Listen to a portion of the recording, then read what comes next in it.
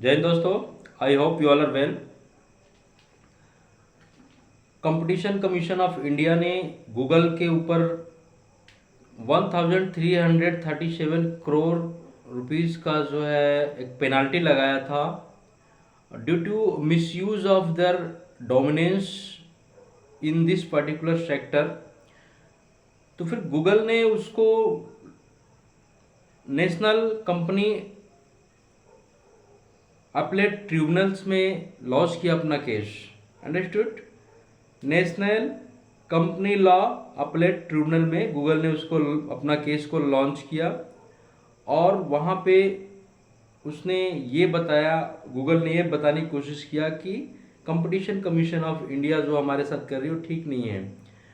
But इसमें क्या हुआ कि कंपटीशन कमीशन ऑफ इंडिया ने उसके ऊपर 10 आरोप लगाए थे। 10 आरोप में से 6 आरोप को NCLAT ने फाइनलाइज कर दिया। उसमें से 4 आरोप जो थे उसको गूगल के फेवर में दिया है। और जो कंपटीशन कमीशन ऑफ इंडिया ने पेनाल्टी लगाया हुआ था 1337 करोड़ रुपए का गूगल के ऊपर, उस चीज को NCLAT नेशनल कंपनी लॉ अपलेट ट्रिब्यूनल्स ने उसको एक्सेप्ट कर लिया है, उसको बोला है वो सही है। तो ये कहानी है। अब इसके पीछे कंपटीशन कमीशन ऑफ इंडिया और गूगल के पीछे क्या फाइटिंग हो रही थी उसके बारे में एक छोटा सा जानकारी आप ले लीजिए इस वीडियो में। जो गूगल है वो अपना जो डोमिनेंस है उसका डोमिनेंस का मिसयूज कर रहा था इंडिया के अंदर, जो कि कंपटीशन कमीशन ऑफ इंडिया को नहीं हजम हो रही थी। कंपटीशन कमीशन ऑफ इंडिया क्या है? कंपटीशन कमीशन ऑफ इंडिया वो एक रेगुलेटर है इंडिया के अंदर जो कि किसी भी बिजनेस को यहाँ पे एक हेल्दी इन्वायरमेंट में फलने फूलने के लिए और उनका ग्रोथ के लिए एक सही एक इन्वायरमेंट क्रिएट कराती है और चेक करती है कि कहीं कोई ऐसा मॉल प्रैक्टिसेस या कोई ऐसा स्टेप्स तो नहीं लिया जा रहा है इन कंपनीज या फर्म्स के द्वारा जो कि कंपटीशन के अगेंस्ट हो, जहाँ पे कि एक दूसरे का विरोध हो या जो है थ्रोट कटिंग कंपटीशन नहीं होना चाहिए। कंपटीशन हेल्दी कंपटीशन वाला इन्वायरमेंट होना चाहिए किसी भी बिजनेस को ग्रो करने के लिए इंडिया के अंदर। इस चीज़ को चेक करने के लिए ही Competition commission of India Act India के अंदर हमारे संविधान हमारे पार्लियामेंट के द्वारा पास हुआ था और उस एक्ट के द्वारा ही जो इसका रेगुलेटर है कंपटीशन कमीशन ऑफ इंडिया में कुछ अथॉरिटी होती है जो इस चीज़ को रेगुलेट करने के लिए बैठी हुई है। तो उन्होंने देखा कि इंडियन मार्केट्स में या इंडिया में जो है जो गूगल है वो चूंकि हमारे यहाँ इंडिया में जो मोबाइल फ़ोन्स है near about 600 millions mobile phones India के अंदर आज की डेट में यूज़ हो रहे हैं। उसमें से नियर अबाउट 97% जो मोबाइल्स है वो एंड्रॉयड बेस्ड मोबाइल है। और जो एंड्रॉयड है ये गूगल का एक सॉफ्टवेयर होता है जो जिसके कि एंड्रॉयड मोबाइल चलते हैं। अभी जो भी मोबाइल मैन्युफैक्चरिंग कंपनियां हैं जो मोबाइल बना रहे हैं जिसको बोलते हैं ओरिजिनल इक्विपमेंट मैन्युफैक्चरर्स OEMs।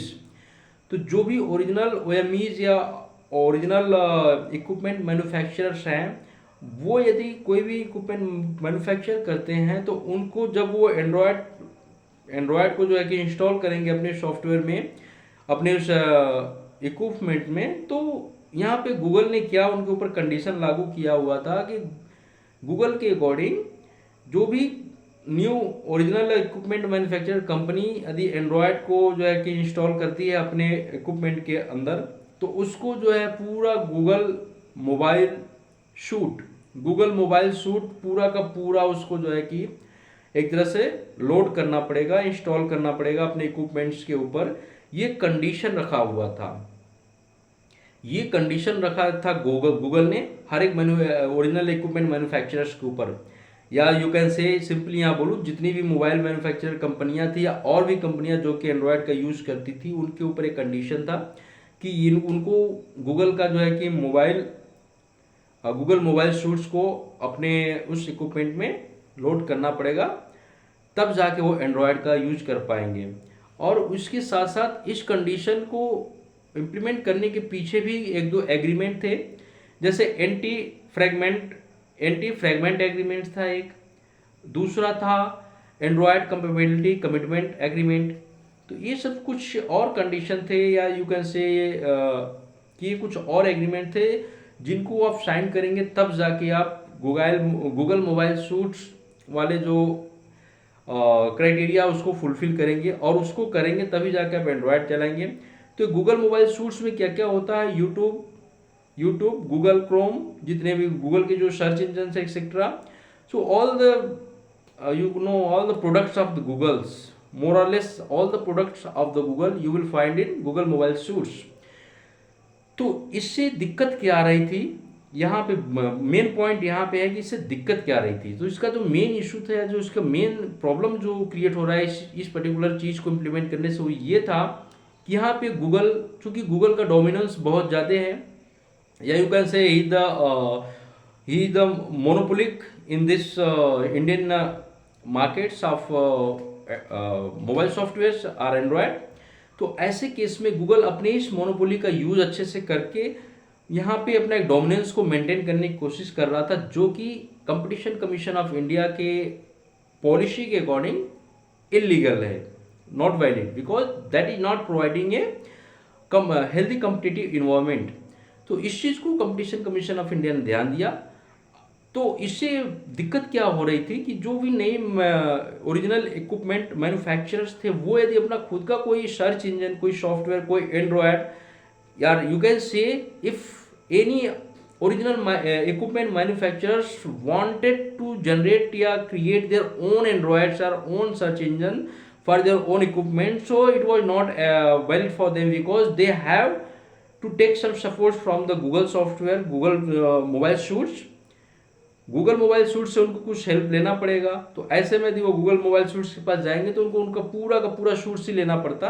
तो यहाँ पे फिर इनके लिए ट्रैपिंग ये हो जा रहा था कि ये अपना खुद का कुछ इनोवेशन नहीं कर पा रहे थे। तो जो यहाँ पे कंपटीशन कमीशन ऑफ इंडिया का ये व्यू था, इसी व्यूज को जो है कि ध्यान में रख के फिर इस चीज़ को मतलब कि अपहोल्ड कर दिया है हमारे जो NCLAT है, national company law appellate tribunals ने भी उसको सही माना है, और फिर गूगल के ऊपर लगा दिया है जुर्माना 1337 करोड़ रुपए का, उसको वैलिड मान दिया गया है। और गूगल को 30 डेज का टाइम दिया गया है कि within 30 days you have to paid all the moneys to competition commission of India.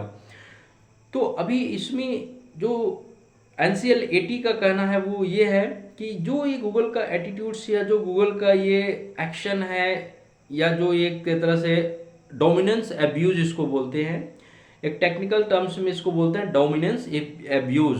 Google का डोमिनेंस था, अपने उस डोमिनेंस का वो मिसयूज या एब्यूज कर रही है, या उसका जो है कि एक तरह से बुरा फायदा उठा रही है, बुरा कर रही लोगों के साथ अपना भला करने के लिए। So that is known as the abuse, dominance abuse. सो यहाँ पे जो गूगल है वो एक तरह से जो नए इनोवेशंस होने चाहिए, जो नए साइंस एंड टेक्नोलॉजी के क्षेत्र में इनोवेशन होना चाहिए या जो डेवलपमेंट होना चाहिए, उसको भी ट्रैप कर रहा है, which is unnatural. Innovation and development in any sector, in any area is the key of the Competition commission of India to ensure about कि whatever development, whatever growth you are making, there should be an healthy motives behind that, and your development, your innovation should not affect to the other persons and to the development and innovations of the other persons। that's why यहाँ पे इस चीज़ को लागू किया गया। Competition commission of India ने उसके ऊपर इतना पेनाल्टी इम्पोज किया। तो आउट ऑफ 10, 4 में तो गूगल को विन सफलता हासिल हुई, लेकिन 6 में वो हार गया, और उसके बाद जो है कि कंपटीशन NCLAT ने उसके ऊपर 1337 करोड़ रुपए का पेनाल्टी लगा दिया है। सो ये था small videos about which I hope you should know about, जिसके बारे में आपको पता होना चाहिए क्या चल रहा है। ये बहुत ही कॉम्प्लिकेटेड टॉपिक्स है, इसको मैंने बहुत ही सिंपल लैंग्वेज में समझाने की कोशिश किया ताकि आप लोगों को इसका जो कोर फैक्ट्स है इस चीज़ का समझ में आ जाए, और जो है कि आप अवेयर हो सके कि एक्चुअल में गूगल कर क्या रहा है इंडिया के अंदर, और इसका जो है कि क्या कर रहा है और क्या नहीं करना चाहिए, और गवर्नमेंट इसके ऊपर कैसे कंट्रोल कर रही है। तो आई होप आप लोगों को इस वीडियो से थोड़ी सी इन्फॉर्मेशन मिली होगी। तो इस चैनल को लाइक, सब्सक्राइब और शेयर करें, और कमेंट लिखें if you want to know something about any topics. Thank you for watching this video.